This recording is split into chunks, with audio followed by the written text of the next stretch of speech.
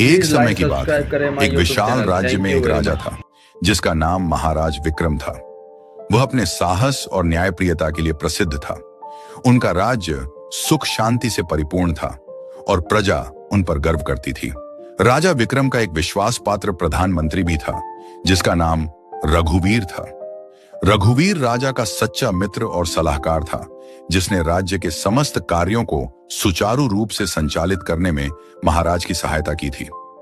एक दिन राजा और प्रधान ने सोचा कि क्यों न राज्य के जंगलों में शिकार करने जाया जाए। लंबे समय से राजा अपनी रोजमर्रा की जिम्मेदारियों में व्यस्त था और उसे प्रकृति के बीच कुछ समय बिताने की इच्छा हो रही थी। शिकार का यह मौका उन्हें न केवल आराम का अवसर प्रदान कर रहा था, बल्कि दोनों मित्रों के बीच बातचीत और सामंजस्य भी बढ़ा रहा था। राजा विक्रम और रघुवीर अपने सशस्त्र सैनिकों और घोड़ों के साथ जंगल की ओर प्रस्थान करते हैं। घने जंगल में पहुंचने पर उन्होंने अपने घोड़ों को एक पेड़ के पास बांध दिया और शिकार की खोज में निकल पड़े। शिकार का रोमांच राजा को बहुत पसंद था, लेकिन रघुवीर भी पूरी तरह इस यात्रा में राजा का साथ दे रहा था। घने पेड़ों के बीच से गुजरते हुए वे दोनों एक सुंदर झरने के पास पहुंचते हैं। यह स्थान इतना आकर्षक था कि वे दोनों कुछ समय के लिए वहीं रुक गए। जैसे ही वे झरने के पास बैठे, अचानक झरने के दूसरी ओर से हल्की सी आवाज आई। राजा और रघुवीर ने देखा कि एक सुंदर युवती झरने के किनारे जल भर रही थी। वह अत्यधिक सौंदर्यवान और आकर्षक थी। राजा विक्रम की नजर उस पर टिक गई और उसने रघुवीर से पूछा, "ये कौन हो सकती है?" रघुवीर ने भी उस युवती को देखा और सोचा कि इतनी सुंदर युवती इस जंगल के बीचों बीच क्यों होगी। तभी उन्होंने देखा कि उसके साथ दो और सेविकाएं भी थीं। यह दृश्य देखकर राजा और रघुवीर समझ गए कि वह कोई साधारण लड़की नहीं थी, बल्कि किसी राजघराने से संबंध रखती थी। कुछ ही क्षणों में वह राजकुमारी झरने के किनारे से उठकर चल पड़ी। राजा विक्रम और रघुवीर ने भी चुपचाप उसका पीछा किया ताकि यह जान सकें कि वह किस राजघराने की राजकुमारी है। कुछ दूर चलने के बाद वे एक छोटे से किले के पास पहुंचे। वहां उन्होंने देखा कि राजकुमारी अंदर जा रही थी। राजा विक्रम ने रघुवीर से कहा, "यह कोई आम जगह नहीं लगती, हमें ध्यानपूर्वक देखना होगा।" रघुवीर ने सहमति में सिर हिलाया और दोनों ने छिपकर किले के अंदर के दृश्य का निरीक्षण किया।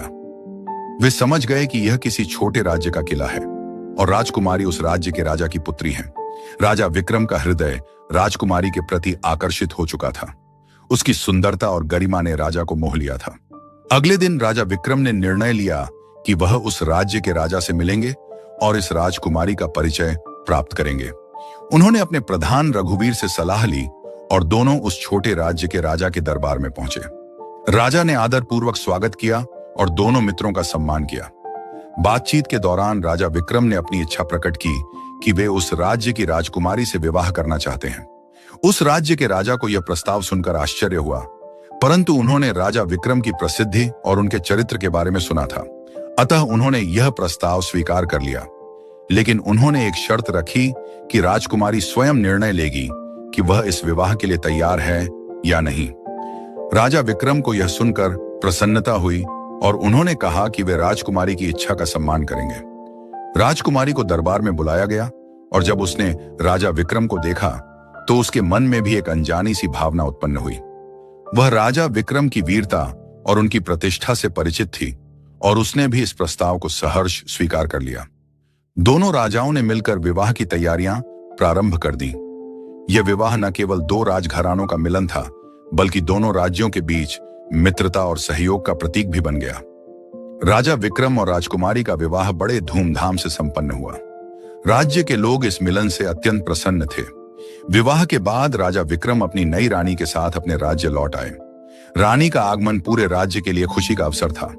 रानी ने राज्य की प्रजा के बीच अपने सहज व्यवहार और स्नेहपूर्ण स्वभाव से सभी का दिल जीत लिया। धीरे धीरे समय बीतता गया और राजा और रानी के प्रेम की कहानी पूरे राज्य में फैल गई।